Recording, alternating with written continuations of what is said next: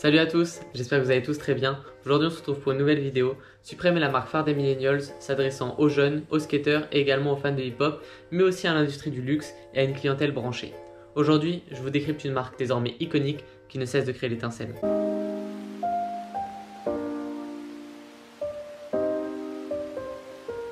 Supreme est aussi audacieuse que son nom l'indique. Le logo de la marque, qui se présente sous la forme d'une boîte rouge avec écrit Supreme en blanc, est largement inspiré de l'art de la propagande de l'artiste conceptuelle américaine Barbara Kruger, rendue célèbre grâce à ses photomontages juxtaposés avec des slogans presse provocants. Autrefois représentant d'une marque de skater underground, le logo désormais célèbre de Supreme a également été utilisé dans le cadre de partenariats avec des designers, mais également avec des maisons de luxe soigneusement sélectionnées. La collaboration de Supreme avec Louis Vuitton en 2017 étant la plus notable. Mais comment une marque de skater basée à New York a-t-elle réussi à devenir l'une des marques de high street les plus prolifiques au monde? Voici un bref historique de l'ascension de Supreme, d'un simple magasin de skateboard à une marque maintenant... à une marque de mode. Marque de mode, légendaire culte. Marque de mode, légendaire culte. Voici un bref historique de l'ascension de Supreme, d'un simple magasin de skateboard à une marque de mode légendaire culte. Supreme a été fondé par l'entrepreneur américain James Jebbia.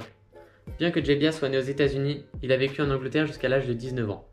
Avant son aventure réussie avec Supreme, Jebbia était à l'origine le directeur de Stussy à New York au début des années 90, au cours desquels il a approfondi sa passion pour les sports urbains et également les cultures de underground. Le premier magasin de Supreme a ouvert dans un ancien immeuble de bureaux sur Lafayette Street, dans le centre de Manhattan, en avril 1994. Il a été conçu en tenant compte des besoins des skateurs avec une conception unique dans l'agencement du magasin.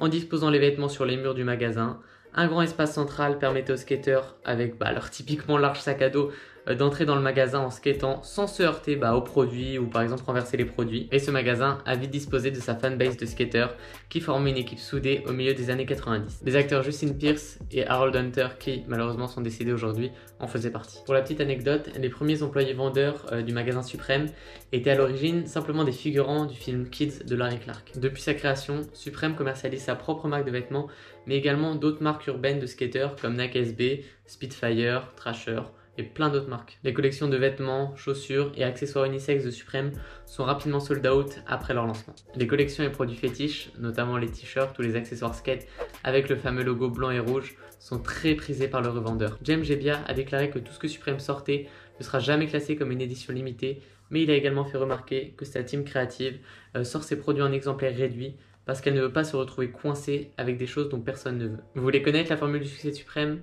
C'est influencer la culture urbaine, déclencher un engouement médiatique à chaque sortie de nouvelle collection et rendre ces collections difficiles à obtenir.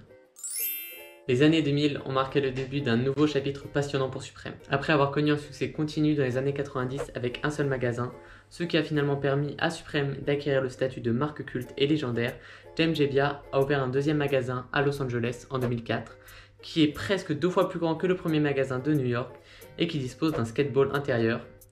Inutile de dire que la hype Supreme était née. Parmi les autres magasins qui sont encore ouverts à l'heure d'aujourd'hui, on peut par exemple parler de Paris, qui a ouvert en 2016, également Londres en 2011, mais aussi des autres magasins phares au Japon, par exemple à Tokyo, mais il y avait d'autres villes aussi.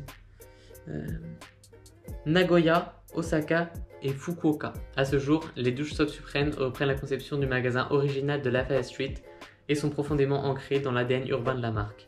Chaque magasin présente des expositions d'art éphémères et projette des installations vidéo et musique pour s'identifier encore plus à la skate culture désenchantée de l'underground. Les célébrités n'ont pas mis longtemps à adopter pleinement la marque et à participer fièrement à ses shootings.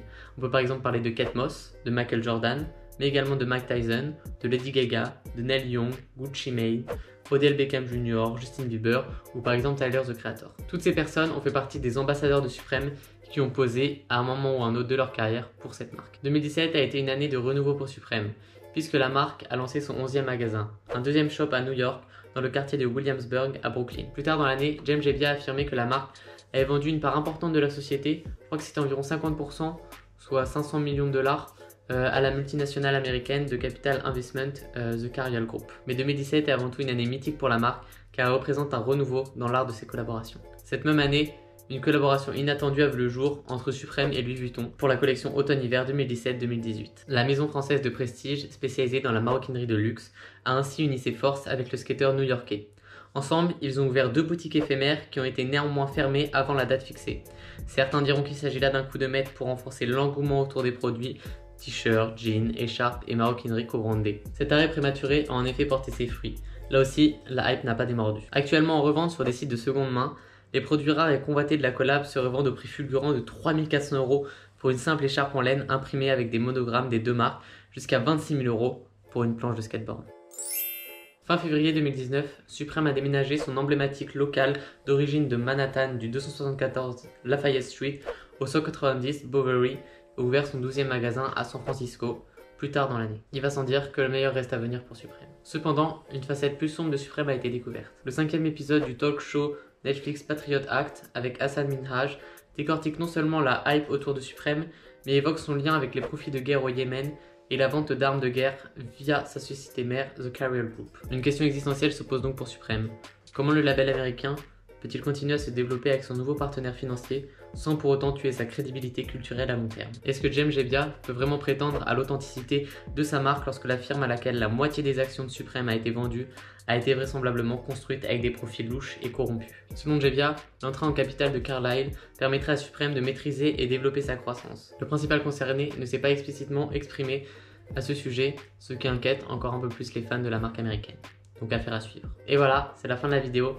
Je sais que parmi beaucoup d'entre vous, vous aimez beaucoup Supreme, donc je me devais de faire une vidéo sur l'histoire de Supreme, sur la hype autour de la marque américaine, mais également par rapport aux problèmes auxquels est confrontée la marque avec son groupe d'investisseurs. Si t'as kiffé, n'hésite pas à mettre un like. Si t'es nouveau, bienvenue. Abonne-toi. Ciao.